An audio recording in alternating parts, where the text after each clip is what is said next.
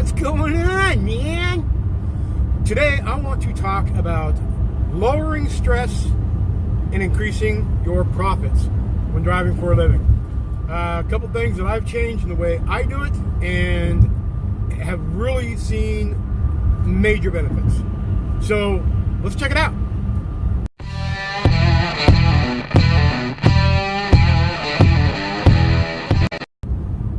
Reducing stress.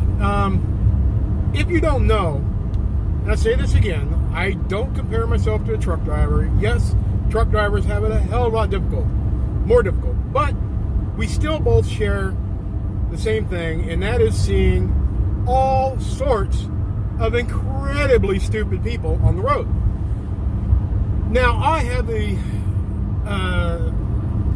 ability to stop a hell of a lot quicker, the ability to maneuver a hell of a lot quicker and easier than a truck does, but it's still very stressful seeing people weaving in and out of traffic, knowing that because somebody else is having a bad day, they could really ruin mine. Somebody could end my career because of their stupidity, or a very bare minimum cost me a lot of money, even though I don't own this van. So stress relief is a huge thing. Increasing profits, that's also huge. I like money. I do. Really, truly do. So, the biggest thing I've found to reduce stress is slow down. I typically stick between 63 and 67 miles per hour. Yes, 63 to 65 is probably that sweet spot for your mileage, but there are times that I've been in situations where 63 is just really, I'm almost the problem in the road because everybody else is going so fast. I am now what do you call it? I'm in the way, and they're having to maneuver around me, and a lot of people aren't looking forward far enough, and all of a sudden they ride up on me and they have to react, and sometimes that's just not safe. Now, yes, there are minimum speed limits. 63 is never a minimum speed limit that I've seen. The lowest speed limit I've ever seen, or the lowest speed limit, was, I think, 50. Most are about 45. Maybe I did see one that was 60, but I'm always doing 63 and 67. And even then, when I'm coming into a town, if 63, I'm coming up on people, I'm going to back off of that. I stay in the middle lane. I definitely avoid the left lane unless I'm passing, and there I will kick it up, get by somebody. But I stay in the middle. I try and avoid the right lane, where I'm going to have to be continually maneuvering to avoid oncoming traffic coming onto the freeway. And I try and stay in the middle lane. And at that point, I'm always going to slow down to where I'm going a little bit slower than pretty much everybody else. So when people do pass me, they'll try and cut me off because they're pissed I'm going slow. They've got other lanes they can be in. So they'll cut me right off. But the nice thing is because I'm going slower than they are, they cut me off and keep going. So I never even have to touch my brakes or anything like that. And it's just a hell of a lot less stress knowing that I'm not going to have to pass everybody. I'm not overly concerned with running right up on somebody's butt. I'm able to scan everything, really pay attention to not only traffic right near me, but traffic way ahead of me. I want to see what's coming. I want to see the brake lights way up ahead. And that's one benefit the semis have, is that they're up high. They can see that stuff a lot, but they need it too a lot more. So just going a little bit slower, really, I've noticed makes a huge difference on the stress level. The other thing is I'm not a cop. It's not my job or my duty to enforce the laws out here. And when I see somebody doing something stupid, I used to kind of react to it. And, like I said, the people would cut me off because I'm going slower than they want to go. That's them kind of trying to enforce the law. Pulling in front of me saying, you should be going faster. It's not my job to do that. And I've backed off now. I'm just like, you know what? c'est la vie. No matter what I do to them, it's not going to get across to them that they should be doing what I think they should be doing. It's going to piss them off. And nothing good is going to come out of it. It took me a while to get beyond that. But now that I have, and I still will get a little angry once in a while, but I just have to, come on, man. It's not my job to do it. Just keep on rolling.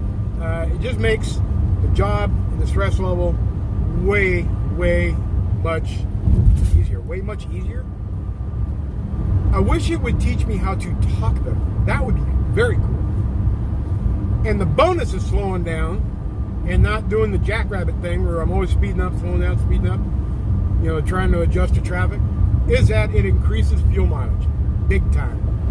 If I average 75 miles per hour, the mileage in this van will be about 15.5 to 16.5 miles per gallon. At 63 miles per gallon, now this all varies depending on a super heavy load or if I'm climbing a whole bunch of hills or something like that. But on the average, a standard flat road, I'm going to average 18.5 to 19.5 miles per gallon. Doesn't seem like a lot, right? Do 10 to 12,000 miles a month and pay for your own fuel. You're going to see it does make a big difference, a huge difference, especially when you're talking over a year, 130, 150,000 miles. How much is that 3 to 4 miles per gallon going to make in your income? Right here, I wish I had the camera on the front. A semi just cut off a dude. He went into the side lane. They're both just kind of oblivious. But I didn't even have to move my foot. I'm far enough behind. They're going ahead of me that it didn't affect how I had to drive. It was no stress to me. And yeah, I get to go and just kind of giggle at them. The other thing that it does is that even though I don't own this van, I'm not responsible for repairs on it. This is still my home. This is still my home away from home. This is my workplace. Without this, I have no place to stay. I have no way of earning money. If this breaks down, yeah, I don't have to pay for it, but I can't make money. While it's getting repaired, I have to sit out the game. I can't make money. And while it's in the shop getting repaired, I have to pay for my own hotel. Yes, that is part of the contract with this company. I don't know about your companies. My last company, no, they would cover my hotel, but the benefits far outweigh that here. But that's another thing to consider. So I don't want to not only not be able to make money, but have to expend money. I also like the confidence of knowing I don't beat this vehicle up. It runs smooth. It runs good. It runs. I have confidence in it. I'm never afraid of being at a weird part of the country or out of reach because I'm worried about this thing running right. Now, see, I wish I had this turned around. I can see far ahead the brake lights are coming on. I'm starting to back it down. People are still passing me, but they're going to get a little surprise here in a few minutes. And if I drop down, if it's kind of a rapid slowdown, I'll go ahead and hit the hazards. That's going to catch people's attention faster than a whole bunch of brake lights far ahead. And then they'll know that it's not just your typical little slowdown. And hopefully they'll slow down prior to saying, how you doing?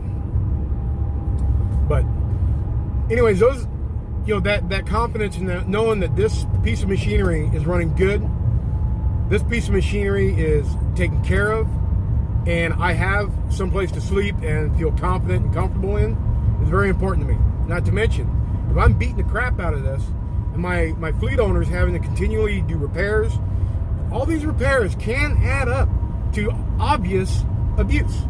If you're continually breaking, if you're going through brakes faster than anybody else, you're obviously braking too hard, too fast, too often. There's many different things that can lead to being able to tell how a vehicle is driven.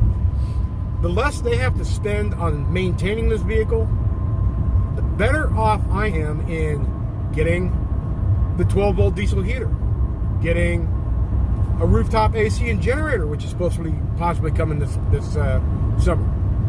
The better chance of me getting the newer van when this one it's time for replaced rather than a hand-me-down from somebody else. If you're taking care of the equipment, you're making money, you're going to get priorities on the upgrades when they're available. It doesn't guarantee anything, but I mean, it's all, how would you run your business? You're not going to give the brand new vehicle to somebody that abuses the vehicles, are you? No, you're going to give it to the people making the most money, not costing you the most money.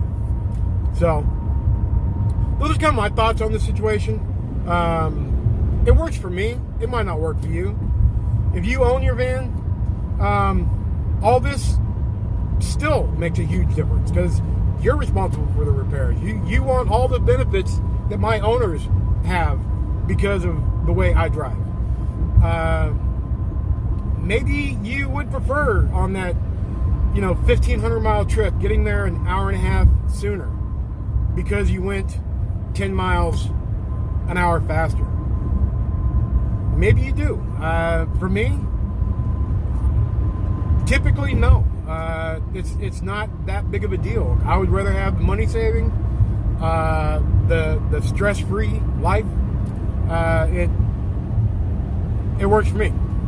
You do you. I'll do me, as I usually end up doing because I'm so lonely. Feel bad for me? All right, y'all. That's all I got to say about that. Y'all, make somebody smile, make somebody laugh. It makes your day way better. And I will talk to you later.